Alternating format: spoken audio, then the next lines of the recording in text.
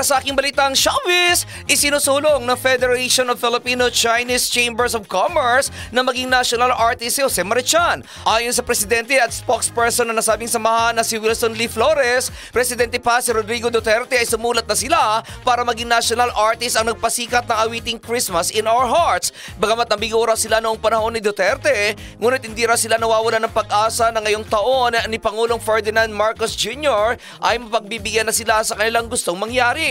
Hindi lamang daw pang-ilit kasi ang kanta ni Jose Marie, kundi para sa lahat at marami itong na-inspire dahil sa magaganda ang music nito. Una rito, pinagkalooban si Jose Marie ng grupo ng Lifetime Achievement Award noong 2022 at Plaque of Honor at Special Medallion bilang haligi ng OPM. Sinabi rin ng grupo na nakapag-submit na rin sila ng nominasyon sa National Commission for Culture and the Arts o NCCA.